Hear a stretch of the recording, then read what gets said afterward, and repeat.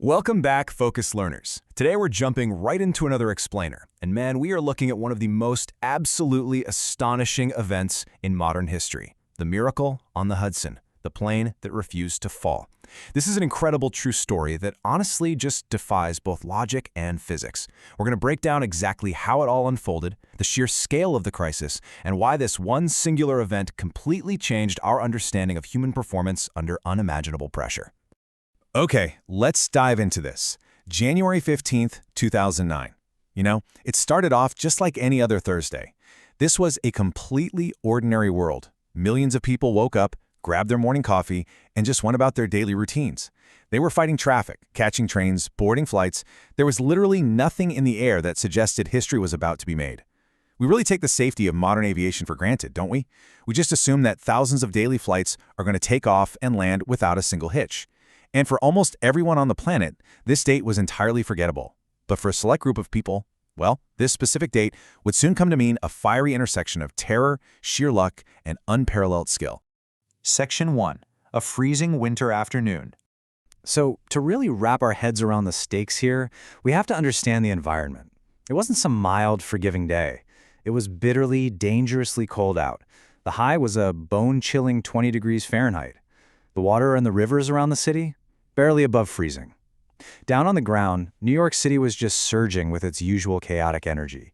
Thousands of people were hurrying through the concrete canyons of Manhattan, bundled up against the wind, rushing to mid-afternoon meetings, or just trying to get home a bit early. And the dramatic irony here is just wild. These millions of people on the ground were completely unaware that right above their heads, the fragility of their everyday routine was about to be totally exposed. They had absolutely no idea they were about to witness one of the greatest aviation miracles in American history right in their own backyard. Section 2. Takeoff from LaGuardia. And this brilliantly illustrates the human element of this story. 150. That is the number of passengers on board this Airbus A320. 150 individuals, mothers, fathers, business colleagues, friends, all just trying to safely get to wherever they needed to go. Think about the incredible trust we all place in commercial aviation. We literally board a heavy metal tube, strap ourselves into a seat, and hand over complete control of our lives to the engineering of the aircraft. For these 150 people, they were expecting nothing more than a totally routine departure, maybe catching a quick nap or catching up on a good book. Add to that the number 3. There were 3 dedicated flight attendants managing the cabin on this specific flight. Their whole job is to ensure safety and comfort, to guide passengers through the totally mundane processes of a commercial flight. And look, they were highly trained professionals, absolutely, yet wholly unprepared for the extreme, unprecedented test they were about to face up there in the skies above New York. Finally, we have two highly experienced pilots at the helm up in the cockpit. So, doing the math, we have 155 souls in total, hurtling through the freezing air, relying entirely on the aircraft's complex automated systems, and, of course, the swift decision-making of those 2 individuals. When the automated systems fail, when all that highly engineered technology just strips away, the survival of every single one of those 155 souls rests squarely on the shoulders, the instincts, and the training of just 2 human beings. Section 3. 4 minutes to disaster. Let's move to and see how this builds on our timeline here. Takeoff is at exactly 3:24 p.m. It's a completely standard, unremarkable ascent. But then, less than 4 minutes later, everything changes. 4 minutes. That is barely enough time to reach a safe cruising altitude. It's barely enough time for the pilot to even turn off the fasten seatbelt sign. Just think about what you can do in 4 minutes. Maybe brew a cup of tea, listen to a single pop song. In that microscopic window of time, the routine, comfortable flight just completely vanished. The devolution of the situation from perfect normalcy to a heart-stopping life-and-death crisis was incredibly rapid and, honestly, utterly terrifying. Both engines would fall silent. Just think about that for a second. At thousands of feet in the air, a massive flock of Canadian geese struck the aircraft. The enormous turbines powering this heavy Airbus A320 ingested the birds and simply shut down. It was a total, shocking loss of thrust. The massive roar of the engines was instantly replaced by the terrifying, whistling silence of the wind just rushing past the fuselage.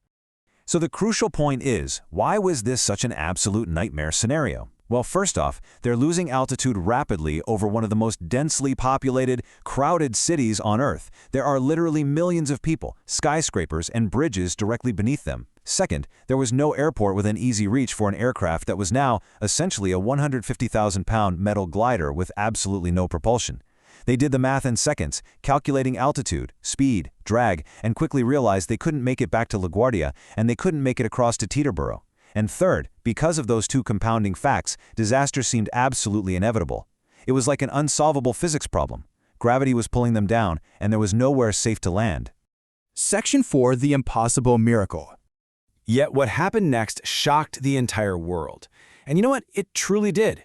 Instead of panicking, the crew executed a flawless, completely unpowered ditching right into the freezing waters of the Hudson River. I mean, the entire globe watched the news broadcasts in complete disbelief as live helicopter footage showed passengers literally stepping out onto the wings of a floating airplane in the middle of the river. A seemingly inevitable, fatal tragedy was entirely inverted in a matter of seconds. Commuter ferries rushed to the rescue, pulling every single person from that icy water. The impossible actually happened right before our eyes.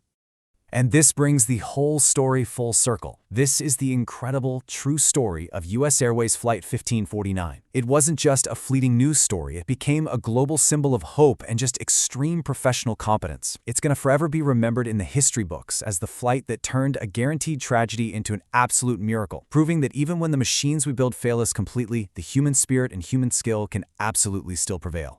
Now, what's really interesting about this slide is it leaves us with one core, lingering question. How did a guaranteed tragedy become the greatest aviation miracle in American history? Seriously, how do 155 people survive a sudden double engine failure over freezing water in the middle of New York City? The mechanics of this event are a profound testament to human ingenuity under immense pressure. It perfectly highlights the absolute importance of rigorous training, split-second decision-making, and the ability to remain intensely calm when the world around you is, quite literally, falling from the sky. I highly encourage you to look deeper into the brilliant decisions and the incredible teamwork that saved the day on the Hudson. Thanks so much for joining me on this explainer, and I'll catch you next time.